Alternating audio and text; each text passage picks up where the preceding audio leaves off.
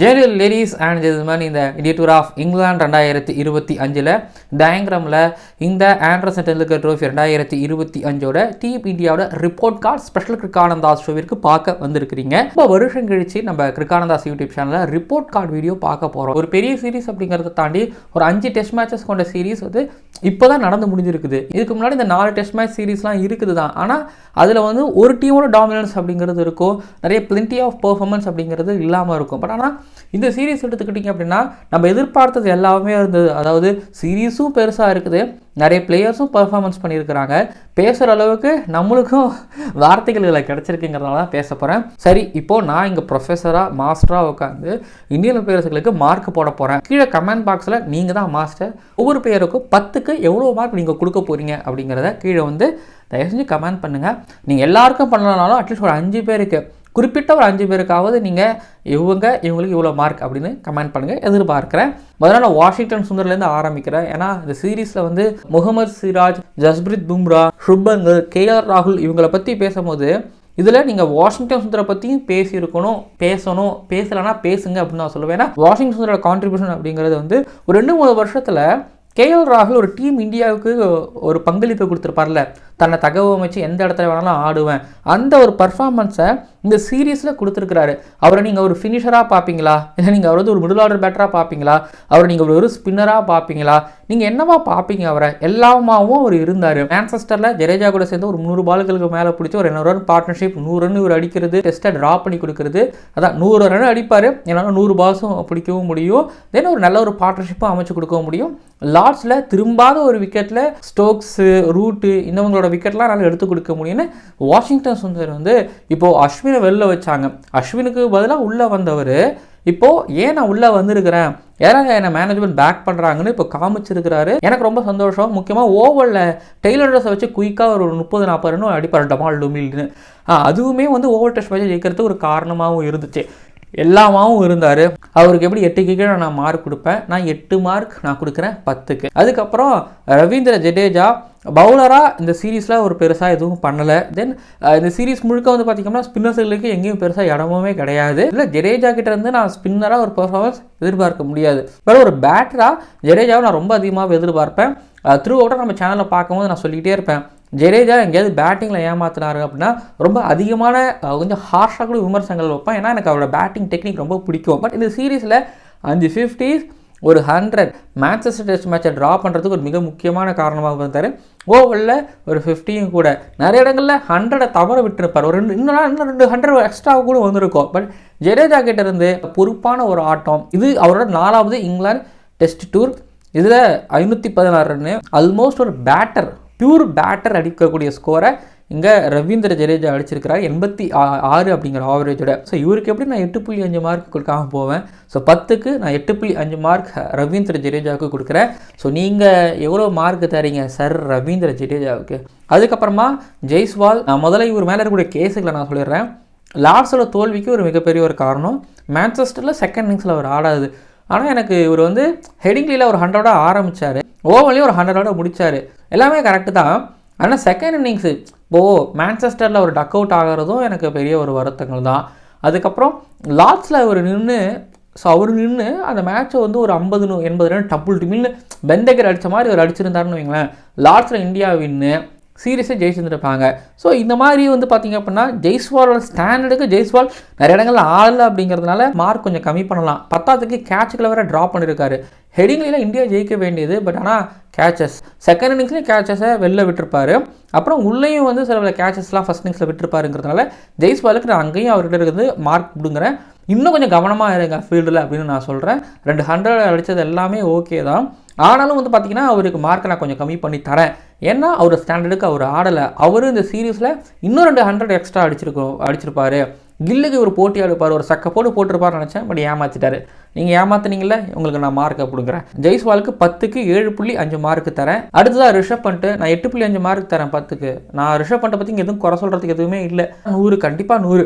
இந்த சீரீஸில் ஒரே இன்னிங்ஸில் 200, அப்புறம் அதிக 6 அடித்தது, மொத்தம் 300. கிராம்பை வச்சுட்டு மான்செஸ்டர் டெஸ்ட் மேட்ச்சில் வந்து ஒரு 50 அடிக்கிறது, இப்படின்னு சொல்லிட்டு உடல் பொருள் ஆவி அனைத்துமே இந்தியாவுக்காக கொடுத்த ரிஷப் பண்ணிட்டு நம்ம என்ன சல்யூட் வச்சு 9 மார்க்கே கொடுக்கலாம். பட் கடைசி டெஸ்ட் மேட்ச் ஆடலை அப்படிங்கிறதுனால நான் அவருக்கு 0.5 மார்க்ஸ் நான் கம்மி பண்ணுறேன்.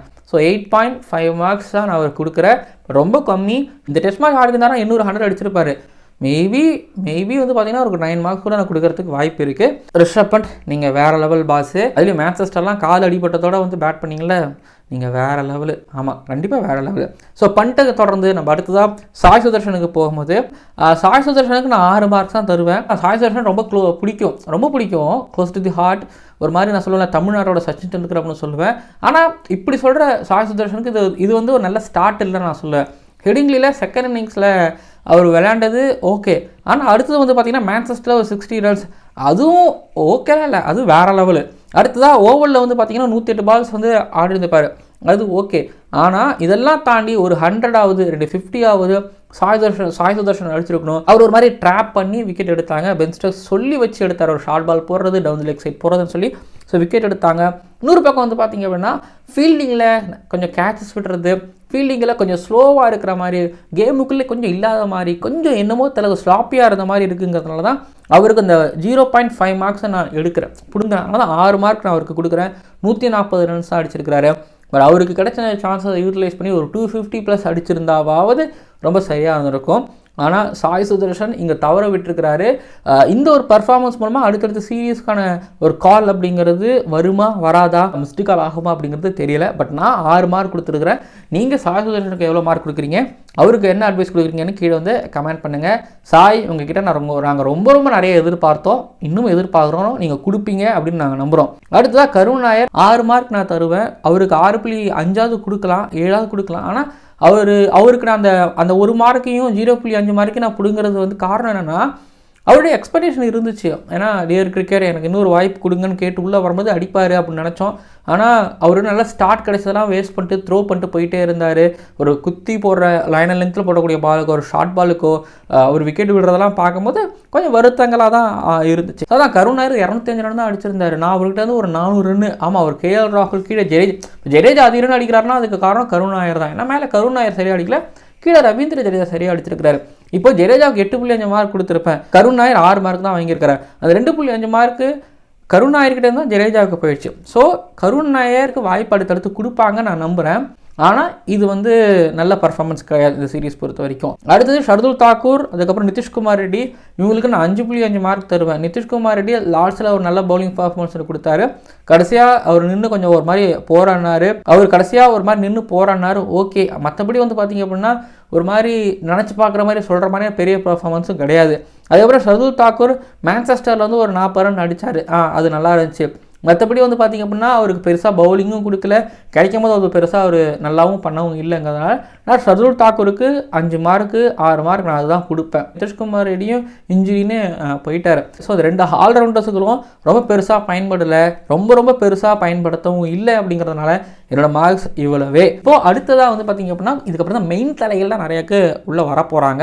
அடுத்ததாக கோட் ஜஸ்பிரீத் பும்ரா, அவருக்கு 10க்கு 8 மார்க் தருவேன். பும்ரா ஒரு வேளை 5 டெஸ்ட் மேட்சும் ஆடி இருந்தார், இல்லை இன்னொரு டெஸ்ட் மேட்ச் எக்ஸ்ட்ரா ஆடி இருந்தார், இல்லை ஏதாவது ஒரு டெஸ்ட் மேட்ச்சில் விக்டரிக்கு ஒரு காரணமாக இருந்திருந்தாருன்னா எழுதிக்கோங்க சார், இருந்தாங்க சார் 1 மார்க் எக்ஸ்ட்ரா வச்சுக்கோங்க, நீங்கள் 9 மார்க் கூட உங்களுக்கு நான் தருவேன் அப்படின்னு சொல்லியிருப்பேன். ஏன்னா லாஸ்ட்டில் ஒரு 5 ஹெடிங்லியில் ஒரு 5 எங்கேயாவது இந்தியா துவந்தாங்கன்னா அங்கே உள்ளே வந்து விக்கெட் எடுத்து கொடுக்குறது, டெய்லர்ஸை முடிச்சு கொடுது. ஸோ ஆஸ் யூஷுவல் பும்ரா என்ன பண்ணுவாரோ பும்ரா அதை தான் பண்ணார். ஆனால் மேன்செஸ்டர்லேயும் சரி, எனக்கு சில பல இடங்கள்லையும் சரி, எனக்கு அந்த நியூ பாலை சரியாக ஹேண்டில் பண்ணலையோ, எனக்கு நியூ பாலர்ஸை கொஞ்சம் சரியாக ஹேண்டில் பண்ணலையோ, மேன்செஸ்டரில் எனக்கு அவ்வளோ சிறப்பாக போடலை, மேன்செஸ்டரில் சொல்லுவாங்க 140+ போடலை அப்படின்னு சொல்லுவாங்க. ஆனால் நான் சொல்லுவேன் பும்ரா மாதிரி போட்ட மாதிரி எனக்கு தெரில. பும்ரா அவரோட கரியரில் இதை விட கேவலமாக போட்டிருந்துருக்கவே மாட்டார், அப்படி போட்டார் பும்ரா, மனசே இல்லாத மாதிரி போட்டார் பும்ரா. ஆனால் ஆடின 3 டெஸ்ட் மேட்ச் தான், ஆனால் 21 விக்கெட்ஸு ஜஸ்பிரீத் பும்ரா. ஸோ அதுதான் ஜஸ்பிரீத் பும்ரா. எல்லோரும் ஒரு 3-4 மேட்ச் எடுத்துக்கிறாங்கன்னா ஒரு 1-2 மேட்ச்லேயும் முடிச்சு விட்டு போயிடுவார். ஸோ பும்ராவுக்கு என்னோடய மார்க் 8 தரேன். பட் ஆனால் 5 டெஸ்ட் மேட்ச் 4 டெஸ்ட் மேட்ச் ஆகிற மாதிரியான ஒரு ஜஸ்பிரீத் பும்ராவை இனி வரும் காலகட்டங்களில் பார்க்கணும். ஏன்னா 5 டெஸ்ட் மேட்ச் சீரிஸ் வேணும், 4 டெஸ்ட் மேட்ச் சீரிஸ்லாம் வேணும் அப்படின்னா இந்த மாதிரியான பிளேயர்ஸ்லாம் வரணும். இந்த மாதிரியான பிளேயர்ஸ்லாம் இருந்தால் தான் டெஸ்ட் சீரிஸ் பார்க்கறதுக்கு இன்ட்ரெஸ்டிங்காக இருக்கும். முக்கியமான மேட்ச்சில் வந்து உட்கார்றது இல்லை, ஒவ்வொரு மேட்சும் ரொம்ப முக்கியம் தான் இந்த மாதிரியான லாங்கர் ஒரு டெஸ்ட்டு டோர்னமெண்ட்டில். பட் அந்த இடத்துல உட்காரும் போது எனக்கு அது ஒரு மாதிரி ஃபேராக எனக்கு தெரில. ரெடி பண்ணணும், அதுக்கு முன்னாடி இருக்கக்கூடிய என்ன சீரியஸாக இருந்தாலும் சரி தான், பின்னாடி வரக்கூடிய என்ன சீரியஸாக இருந்தாலும் சரி தான், இப்போ பிரேக் விட்டுட்டு இந்த சீரீஸில் அதுவும் 5 டெஸ்ட் மேட்ச் சீரீஸில் ஃபோக்கஸ் பண்ணணும் அப்படின்னு நான் சொல்லுவேன். என்னோட கருத்து இது. உங்களோட கருத்து என்னங்கிறத கீழே வந்து கமெண்ட் பண்ணுங்கள். அடுத்ததாக வந்து பிரசித் கிருஷ்ணா 7 மார்க் 10க்கு தருவேன். கம்மியாக அதிகமாக எனக்கு தெரியல, 7.5 கூட நீங்கள் கொடுக்கணும்னு கொடுத்துக்கோங்க. 14 விக்கெட்ஸு. இன்கன்சிஸ்டண்டாக இருந்தார், ரன்ஸ் நிறைய லீக் பண்ணார், தேவையில்லாமல் நிறைய ஷார்ட் பால்ஸ் பவுல் பண்ணார். ஆனால் ஓவல் டெஸ்ட் மேட்ச்சில் ஒரு சிராஜ் இந்த எண்டில் போகிறாருன்னா இன்னொரு பக்கம் பிரசித் கிருஷ்ணா அந்த காம்போ நல்லா இருந்துச்சு. அந்த ஷார்ட் பாலை வந்து ரொம்ப சரியாக பயன்படுத்தினார். அவரோட பிளான் இதுதான். அந்த பிளானுக்குள்ளே இங்கிலாந்து பேட்டர்ஸ் அப்போ தான் உள்ளே வந்து கரெக்டாக அந்த பொரியில் உழுந்த மாதிரி இருக்கலாம், ஓகேங்களா. பட் ஆக்சுவல் பிளான் அதுதான். ஆனால் அந்த ஷார்ட் பால் ரொம்ப சரியாக பயன்படுத்துகிறாரு. இதுலேயும் வந்து பார்த்தீங்கன்னா ஜோஸ் டங்குக்கு வந்து ஷார்ட் பால் போகிற மாதிரி ஃபீல் செட் வச்சுட்டு அவரை ஒரு மாதிரி ஏமாற்றி உள்ளே மேலே பால் போட்டு விக்கெட் எடுத்ததுன்னு சொல்லிட்டு பிரசித் கிருஷ்ணா வந்து இந்த சீரீஸில் வாவ் நல்லா போகிறாருப்பா. ஏன்னா அங்கே சிட்னியில் பவுலர் கவஸ்கர் ட்ரோஃபியில் லாஸ்ட்டாக நல்லா போட்டார். அதுக்கப்புறம் வந்து பார்த்தீங்க அப்படின்னா ஐபிஎல்ல வேறு மாதிரி பவுல் பண்ணார். பட் நீங்கள் அங்கே பார்த்துருப்பீங்க ஓவர் டெஸ்ட் மேட்ச்சை இந்தியா ஜெயிக்கிறதுக்கு ஒரு மாதிரி அன்சங் ஹீரோவாக பிரசித் கிருஷ்ணா இருந்தார். ஒரு சிராஜுக்கு கிடைக்கிற கிரெடிட்ஸ் பிரசித் கிருஷ்ணாவுக்கு கிடைக்காம போயிடுச்சு. ஸோ அதனால் 7 மார்க்லேருந்து நம்ம பேசிட்டு இருக்கிற கேப்பில் 7.5 மார்க்காக நான் வந்து உயர்த்துறேன் பிரசித் கிருஷ்ணாவுக்கு. இந்த 0.5 மார்க் எதுக்காக அப்படின்னா அவர் உற்சாகப்படுத்துறதுக்காக. ஆமாம், அவர் உற்சாகப்படுத்துறதுன்னு கூட சொல்லிக்கலாம். அடுத்ததாக ஆகாஷ் தீப், அவருக்கு 10க்கு 7 மார்க் நான் தரேன்.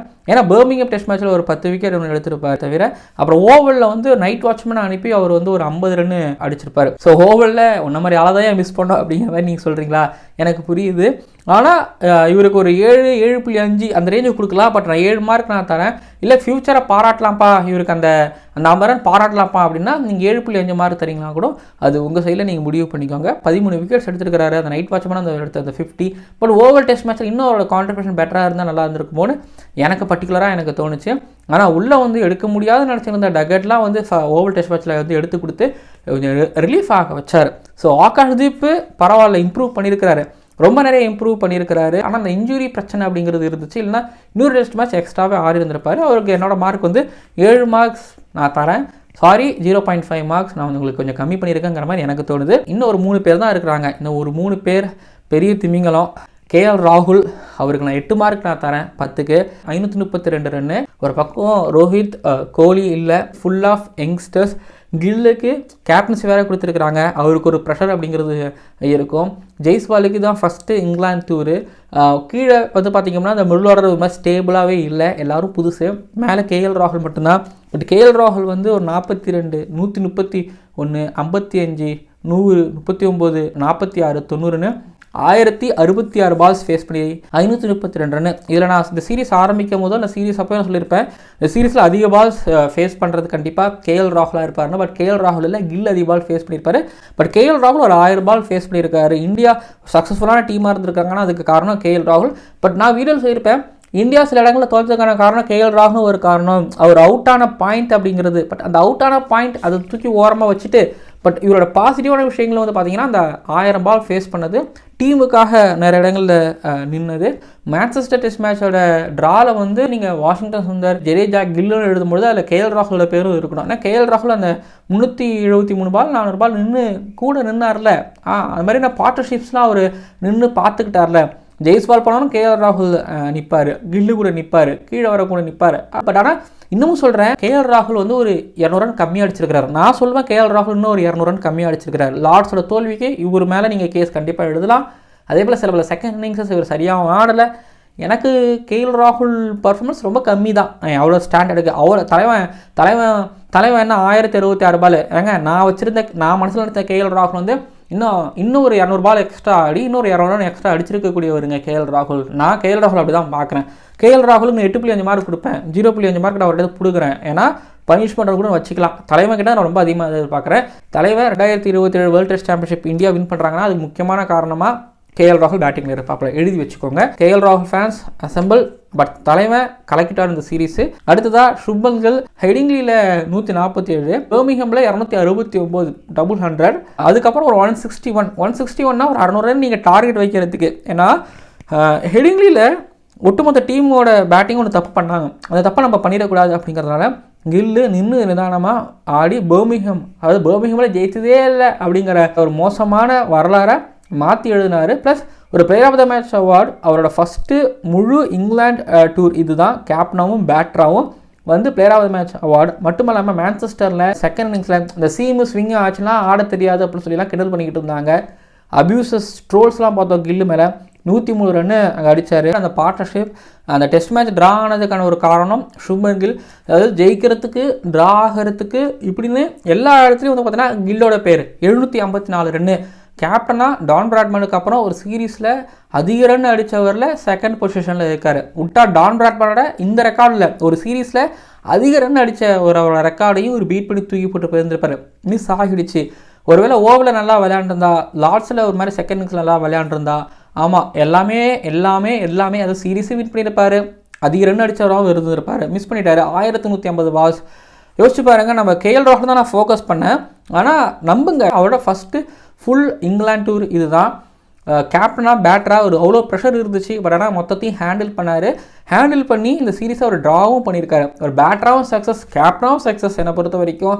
பட் கேப்டன்சியில் முழுசாக சூப்பராக வா அப்படிலாம் இல்லாமல் பண்ணியிருக்கிறாரு. பட் ஆனால் திரும்பவும் ரிப்பீட் பண்ணுறேன், தன்னோட ஃபஸ்ட்டு இங்கிலாந்து டூரில் எந்த இடத்துலையும் ஒரு பதட்டப்படாமல், ஓகேங்களா, அதாவது 4-1 5-0 அப்படின்னு மொத்தமாக கொடுத்துட்டு வராமல் இன்னும் ரெஸ்பான்சிபிளாக ஆடினார். கேப்டனாக ஹெடிங்லியில் வந்து அவர் பண்ண வேலைகள் அவ்வளோ எஃபோர்ட் ஒன்று போட்டார். பேட்டிங்கில் நான் அவருக்கு வந்து ஒரு 8 மார்க் தரேன்னா, கேப்டன்சியில் இன்னும் ஒரு மார்க் கொடுத்து கேப்டன்சிலையும் சேர்த்து நல்லா பண்ணியிருக்காருங்கிறதுனால நான் 9 மார்க் தரேன். 10க்கு 9 மார்க் தரேன். அப்புறம் இந்தியாவோட player of the series award அவருக்கு கொடுத்துருக்குறாங்கிறதுனால நான் கில்லுக்கு எப்படிங்க நான் 9 மார்க் கொடுக்காம போவேன். So player of the series award, captaincy நல்லா பண்ணியிருக்காரு, பேட்டராகவும் நல்லா பண்ணியிருக்காரு, நான் 9 மார்க் அவருக்கு நான் தரேன். ஸ்லிப் கார்டன்லையும் நல்லாவும் பண்ணியிருக்காரு. இதெல்லாமே கில்ல ஒரு அடுத்த கட்டத்தை நோக்கி நகர்த்தி கொண்டு போகுது. அடுத்ததாக கடைசியாக முகமது சிராஜ்.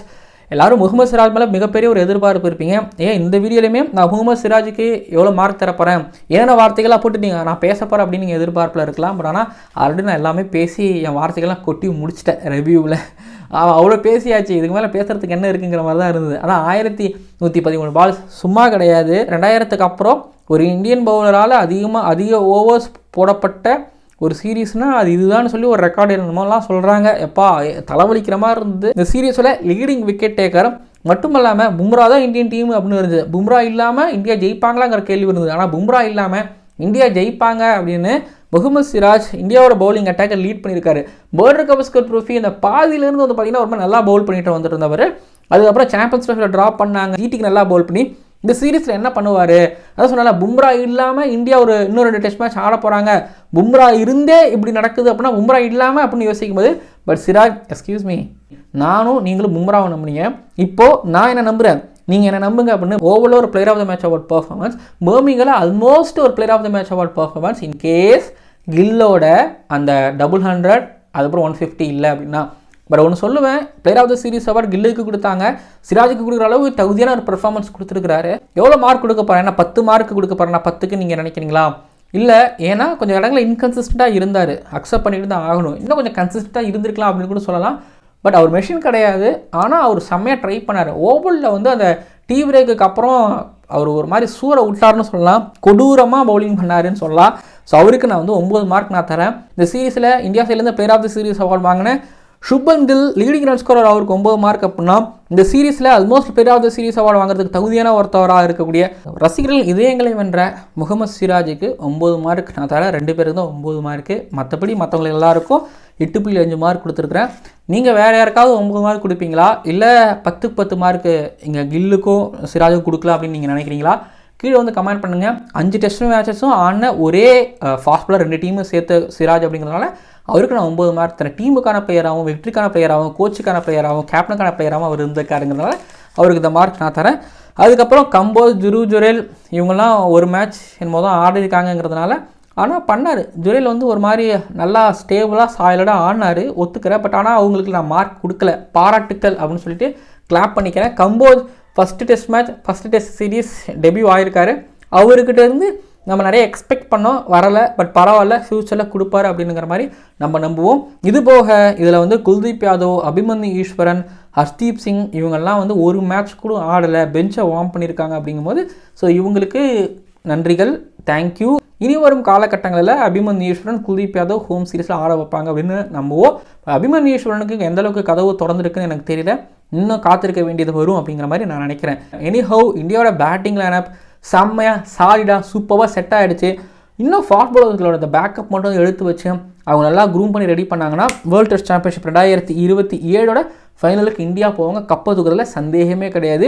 இனி வரும் காலகட்டங்களில் இந்தியா டாமினேட் பண்ணுவாங்க. நியூசிலாண்டுக்கு அகேன்ஸ்ட் அந்த 3-0 வந்த மாதிரி ஹோமில் அடிப்படுறது உதப்படுறது அதெல்லாம் இருக்கவே இருக்காது இந்த சுப்மன் கில் அண்ட் கௌதம் கம்பீர் ஈராவில் நான் நம்புகிறேன். அதுக்கப்புறம் எல்லாரும் இந்த 25 நாள் டெஸ்ட் சீரிஸ் அப்படின்னு சொல்லுவாங்க. கிடையாது, எனக்கெல்லாம் வந்து 25 நாள் கிடையாது. நான் வந்து 40, 45, 50 நாள் நான் சொல்லுவேன். ஏன்னா ஜூன் 20 ஆரம்பிச்சது அந்த டெஸ்ட் சீரிஸ். ஜூன் 20, 24 ஆரம்பிச்சு டேட்டை நான் மறந்துட்டேன். அங்கேருந்து நாள் ஒரு கிட்டத்தட்ட ஒரு 40, 45, 50 நாள் வந்து பார்த்தீங்கன்னா நம்ம மைண்டு முழுக்க இதிலே தான் இருந்துச்சு. எனக்கு 3 டெஸ்ட் மேட்ச் 4 டெஸ்ட் மேட்ச் இடையில ஒரு கேப் இருந்துச்சு. ஆனாலும் இடையில நம்ம வீடியோஸ் போட்டுக்கிட்டு இருந்தோம். எங்கேயும் நம்ம பெருசாக இந்த சீரீஸை கண்டுக்காமல் இல்லவும் இல்லை. 10 நாள் பிரேக் கிடச்சி ரெஸ்ட்டை போடுறா அப்படி ரெஸ்ட்டு போடாமல் வீடியோ கொடுத்துக்கிட்டே தான் இருந்தோம். அது காரணம் நீங்கள் சப்போர்ட் கொடுத்துக்கிட்டே இருந்தீங்க. ஆமாம், உங்களுக்கு சப்போர்ட் கொடுத்துக்கிட்டே இருந்தீங்க. டயங்கரம்னு பேர் வச்சோம். அப்படி ஸ்லோவாக பிக்கப் ஆகி டயங்கரமான ஒரு சீரியஸாக இந்த ஆண்டர்சன் டெல்லர் ட்ரோஃபி 2025 முடிஞ்சிருக்குது. ரொம்ப நன்றி. நீங்கள் சப்ஸ்கிரைப் பண்ணிட்டு தான் பார்ப்பீங்க எனக்கு தெரியும். புதுசாக வரவங்க சப்ஸ்கிரைப் பண்ணிவிட்டு பாருங்கள். இதுக்கப்புறம் நிறைய கிரிக்கெட் கண்டென்ட்ஸ் இருக்குது. இன்னும் ஏஷியா கப்புக்கு இடையில ஒரு மாதம் இருக்குது. நீங்கள் ஒரு கணக்கு போட்டு வச்சுருப்பீங்க. பட் இந்த ஒரு மாதத்துக்கு உள்ள நம்ம சேனலில் வீடியோஸ் என்னென்ன வருதுன்னு தொடர்ந்து பாருங்கள். ஏன்னா இன்னும் 20-25 நாள் இருக்குது. எதுவுமே இல்லாமல் எப்படி நம்ம சேனலில் ஏதாவது வரும் பாருங்கள். மறக்காமல் சப்ஸ்கிரைப் பண்ணி வச்சுக்கோங்க. உங்களோட கிரிக்கெட் ஃப்ரெண்ட்ஸுக்கு ஷேர் பண்ணுங்கள். உங்களோட மார்க்ஸ் நீங்கள் கொடுங்க. இந்த ரிப்போர்ட் கார்டு எப்படி இருக்குது, இதை தொடர்ந்து அடுத்த வர சீரியஸில் ஏதாவது கண்டினியூ பண்ணலாமான்னு உங்களை கமெண்ட்ஸ் சொன்னால் தான் பாஸ் ஏதாவது பண்ண முடியும். கமெண்ட் பண்ணுங்கள்.